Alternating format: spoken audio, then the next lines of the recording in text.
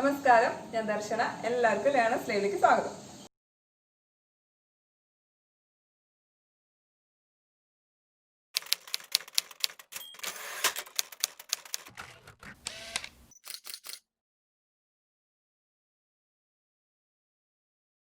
Economic order quantity എന്താണെന്നും അതെങ്ങനെ compute ചെയ്യാമെന്നൊക്കെ നമ്മൾ പ്രീവിയസ് ക്ലാസ്സിൽ പഠിച്ചുല്ലോ. ഇന്ന് അതിനെ ബേസ് ചെയ്തുകൊണ്ടുള്ള കൂടുതൽ പ്രോബ്ലംസ് നമുക്ക് വർക്ക്ഔട്ട് ചെയ്യാം.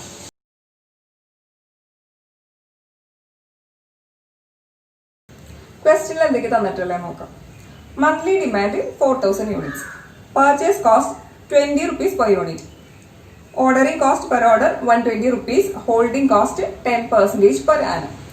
അപ്പോൾ നമ്മളിവിടെ ഫസ്റ്റ് ക്വസ്റ്റ്യൻ എന്ത് കണ്ടുപിടിക്കാനാണ് പറഞ്ഞിട്ടുള്ളത്? Economic order quantity. Economic order quantity കണ്ടുപിടിക്കാനുള്ള ഫോർമുല എന്തായിരുന്നു? Root of 2AO by C.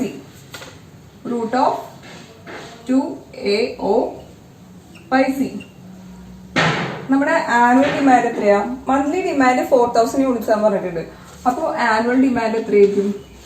4000 into 12, 48,000 units. Ordering cost per order 120 rupees. Carrying cost എത്രയാ? 10% ആണെന്ന് പറയുന്നുണ്ട്. അപ്പൊ എന്തിന്റെ 10%? പർച്ചേസ് കോസ്റ്റിന്റെ 10%. 20 into 10% equal to 2 rupees. അപ്പൊ എക്കണോമിക് ഓർഡർ ക്വാണ്ടിറ്റി കണ്ടുപിടിച്ചൂടെ? EOQ equal to root of 2 into 48,000 into 120 divided by 2 equal to root of 57,60,000 വരും, equal to 2,400 units. നമ്മുടെ എക്കണോമിക് ഓർഡർ ക്വാണ്ടിറ്റി 2,400 യൂണിറ്റ്സ് ആണ്. നെക്സ്റ്റ് എന്താ ചോദിച്ചിട്ടുള്ളത്? നമ്മുടെ മിനിമം ലോട്ട് സൈസ് 4000 യൂണിറ്റ്സ് ആണെങ്കിൽ കമ്പനിക്ക് എത്ര എക്സ്ട്രാ കോസ്റ്റ് ഇൻകർ ചെയ്യുന്നു? എക്കണോമിക് ഓർഡർ ക്വാണ്ടിറ്റി എത്രയായിരുന്നു? 2,400 യൂണിറ്റ്സ്. 2,400 യൂണിറ്റ്സിൽ നിന്ന് 4000 യൂണിറ്റ്സ് ഓർഡർ സൈസ് ആവുമ്പോൾ എത്ര അഡീഷണൽ കോസ്റ്റ് ഇൻകർ ചെയ്യുമെന്ന് കണ്ടുപിടിക്കണം. അപ്പോൾ നമുക്കിവിടെ എന്തൊക്കെ കോസ്റ്റിലാണ് വ്യത്യാസം വരിക എന്ന് നോക്കണം. പർച്ചേസ് കോസ്റ്റിൽ എന്തെങ്കിലും വ്യത്യാസം വരുമോ? ഇല്ല. ഓർഡർ സൈസ് എങ്ങനെയാണെങ്കിലും നമ്പർ ഓഫ് ഓർഡേഴ്സ് എത്ര മാറിയാലും പർച്ചേസ് കോസ്റ്റിനെ അത് അഫക്റ്റ് ചെയ്യില്ല. കാരണം നമ്മുടെ ആനുവൽ ഡിമാൻഡ് 48,000 യൂണിറ്റ്സ് ആണ്. അത് ഒരു ഓർഡർ പ്ലേസ് ചെയ്തിട്ടാണെങ്കിലും പല ഓർഡേഴ്സ് പ്ലേസ് ചെയ്തിട്ട് പർച്ചേസ് ചെയ്താലും എങ്ങനെയാണെങ്കിലും പർച്ചേസ് കോസ്റ്റിൽ യാതൊരുവിധ മാറ്റവും വരില്ല. നമുക്കിവിടെ ഓർഡറിംഗ് കോസ്റ്റും ക്യാരിങ് കോസ്റ്റുമാണ് കമ്പയർ ചെയ്യേണ്ടത്. അപ്പൊ നമുക്ക് നോക്കാം. നമ്മുടെ എക്കണോമിക് ഓർഡർ ക്വാണ്ടിറ്റി എത്രയായിരുന്നു? 2,400 യൂണിറ്റ്സ്. 2,400 യൂണിറ്റ്സ്. ഇനി ഇവിടെ പറയുന്ന ലോട്ട് സൈസ് എത്രയാ? 4,000 units. 4,000 units. Ordering cost. Ordering cost എങ്ങനെ കണ്ടുപിടിക്കുക? Number of orders into ordering cost per order. Number of orders എങ്ങനെ കണ്ടുപിടിക്കുക? Annual demand divide by order size. അപ്പോൾ ആനുവൽ ഡിമാൻഡ് എത്രയാണ് ഇവിടെ? 48,000 units. 48,000 units divide by 2,400 equal to 20 orders വരും. അപ്പോൾ ordering cost എത്രയായിരിക്കും? 20 into 120 rupees 2,400. ഇനി 4,000 യൂണിറ്റ്സ് ആണ് ഓർഡർ സൈസ് എങ്കിലോ 48,000 divide by 4,000 into 120 rupees 1,440. Next carrying cost. Carrying cost എങ്ങനെ കണ്ടുപിടിക്കുക? ക്യാരിങ് കോസ്റ്റ് ഇപ്പോഴും ആവറേജ് ഇൻവെന്ററിയുടെ പുറത്താണ് കണ്ടുപിടിക്കുക. ഇവിടെ ആവറേജ് ഇൻവെന്ററി എത്രയായിരിക്കും? 2,400 ഡിവൈഡ് ബൈ 2, അതായത് 1,200 units. Carrying cost per unit എത്രയാണ്? 20 into 10%, അതായത് 2 rupees. So 2,400 divide by 2 into 2, അപ്പോൾ 2,400 rupees ആണ്. ഇനി 4,000 യൂണിറ്റ്സ് ആണെങ്കിലോ 4,000 ഡിവൈഡ് ബൈ 2, 2,000 ആണ് ആവറേജ് ഇൻവെന്ററി. 2,000 into 2, 4,000. നമ്മുടെ ടോട്ടൽ കോസ്റ്റ് എത്രയായിരിക്കും?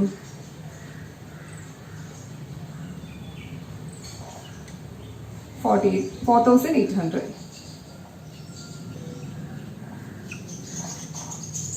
is 5,440. നമ്മുടെ എക്സ്ട്രാ കോസ്റ്റ് എത്ര വരുന്നല്ലേ നമ്മുടെ question. So extra cost equal to എത്രയാ? 5,440 മൈനസ് 4,800 ഈക്വൽ ടു ₹640. ഇതെല്ലാവർക്കും ക്ലിയർ ആയി വിചാരിക്കും. നെക്സ്റ്റ് എന്താ ചോദിച്ചിട്ടുള്ളത്? മിനിമം ക്യാരിങ് കോസ്റ്റ് എപ്പോഴാണ് ഉണ്ടാവുക? എപ്പോഴായിരിക്കും മിനിമം ക്യാരിങ് കോസ്റ്റ് ഉണ്ടാവുക? നമ്മുടെ ഓർഡർ സൈസ് കുറയുമ്പോൾ. നമ്മൾ ഇത് രണ്ടും വെച്ച് കമ്പയർ ചെയ്യുമ്പോൾ നമ്മുടെ ഓർഡർ സൈസ് കുറവ് എപ്പോഴാണ്? 2,400 യൂണിറ്റ്സ് ഓർഡർ ചെയ്യുമ്പോൾ. നമ്മുടെ ക്യാരിങ് കോസ്റ്റും ഏറ്റവും കുറവ് അപ്പോൾ തന്നെയല്ലേ ഇത് രണ്ടും കമ്പയർ ചെയ്യുമ്പോൾ. അപ്പോൾ 2,400 ആണ് നമ്മുടെ മിനിമം ക്യാരിങ് കോസ്റ്റ്. നമ്മൾ 2,400 യൂണിറ്റ്സ് ഓർഡർ ചെയ്യുമ്പോഴാണ് നമുക്ക് ഏറ്റവും മിനിമം ക്യാരിങ് കോസ്റ്റ് ഇൻകർ ചെയ്യുന്നത്. എല്ലാവർക്കും ഈ ക്വസ്റ്റ്യൻ ക്ലിയർ ആയി വിചാരിക്കുന്നു.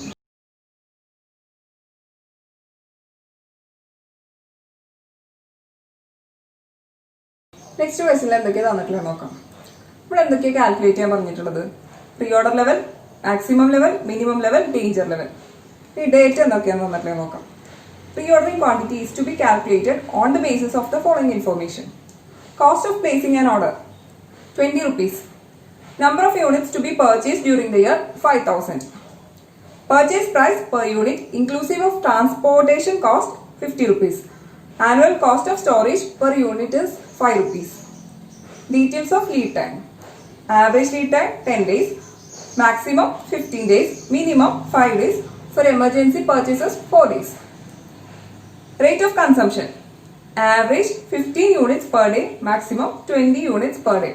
ഇത്രയും ഇൻഫർമേഷൻ ആണ് നമുക്ക് തന്നിട്ടുള്ളത്. തന്ന ഡീറ്റെയിൽസ് വെച്ചിട്ട് നമുക്ക് ഈ പറഞ്ഞ കാര്യങ്ങൾ കാൽക്കുലേറ്റ് ചെയ്യാം. First reorder level. റീഓർഡർ ലെവലിന്റെ ഫോർമുല എന്തായിരുന്നു? Maximum consumption into maximum reorder period. Reorder level equal to maximum consumption into maximum reorder period.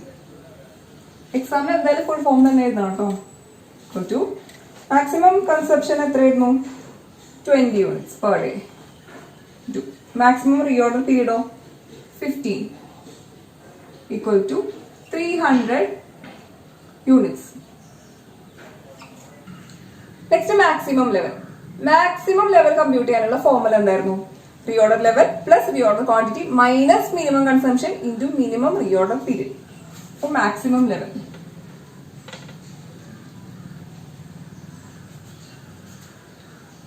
Reorder level plus reorder quantity minus minimum consumption into minimum reorder period. Reorder quantity compute ചെയ്യാനുള്ള details നമുക്ക് തന്നിട്ടുണ്ട്. Reorder quantity എന്ന് പറഞ്ഞാൽ എന്താ? Economic order quantity. അപ്പോൾ നമുക്കത് compute ചെയ്യാം. Reorder quantity equal to √2AO by C equal to നമ്മുടെ ആനുവൽ കൺസംഷൻ എത്രയാണ്? 5,000. 2 into 5,000. ഓർഡറിംഗ് കോസ്റ്റ് എത്രയായിരുന്നു? 20 by carry cost 5 equal to √40,000 equal to 200 units. നമ്മുടെ റീഓർഡർ ക്വാണ്ടിറ്റി 200 യൂണിറ്റ്സ് ആണ്. നമുക്കിവിടെ മിനിമം കൺസംഷൻ തന്നിട്ടില്ല. മാക്സിമം കൺസംഷനും ആവറേജും തന്നിട്ടുണ്ട്. അത് വെച്ചിട്ട് നമുക്ക് മിനിമം കമ്പ്യൂട്ട് ചെയ്യാം. ആവറേജ് കൺസംഷൻ എന്ന് പറഞ്ഞാൽ എന്താ? ആവറേജ് എന്ന് പറഞ്ഞിട്ടുണ്ടെങ്കിൽ minimum plus maximum divide by 2. നമുക്ക് ആവറേജ് എത്ര തന്നിട്ടുള്ളത്? 15 ഈക്വൽ ടു മിനിമം അറിയില്ല plus maximum 20 by 2. 15 into 20 30 equal to minimum plus 20. So minimum consumption equal to 30. 20 അപ്പുറത്തേക്ക് പോകുമ്പോൾ മൈനസ് ആവും.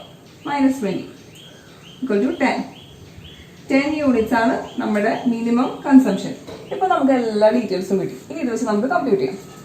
പ്രീ ഓർഡർ ലെവൽ എത്ര നമ്മൾ കമ്പ്യൂട്ട് ചെയ്തത്? 300 units.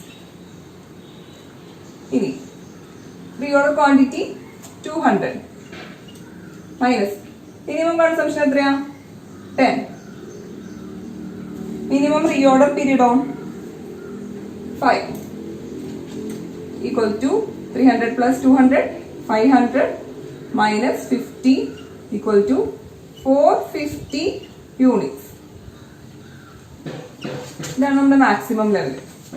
Next minimum level. Minimum ലെവലിന്റെ ഫോർമുല എന്തായിരുന്നു? Reorder level minus average consumption into average reorder period. Minimum level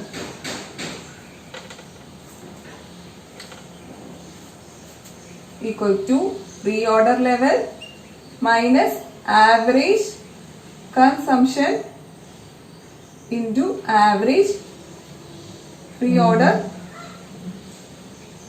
period. നമ്മൾ computer ചെയ്ത റീഓർഡർ ലെവൽ എത്രയായിരുന്നു? 300 യൂണിറ്റ്സ് മൈനസ് ആവറേജ് കൺസംഷൻ എത്രയായിരുന്നു? 50.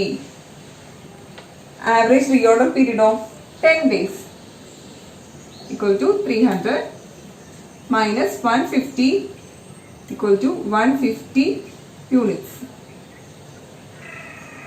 That's minimum level. Next is danger level. Danger level formula എന്തായിരുന്നു? Average consumption into lead time for emergency purchases. Danger level equal to average consumption into lead time for emergency purchases. Average consumption എത്രയാ? 15 units. Lead time for emergency purchases of 4 days equal to 60 units. എല്ലാവർക്കും clear ആയെന്ന് വിചാരിക്കുന്നു. ഇങ്ങനെയാണ് reorder quantity കണ്ടുപിടിച്ചിട്ട് stock levels compute ചെയ്യുന്നത്.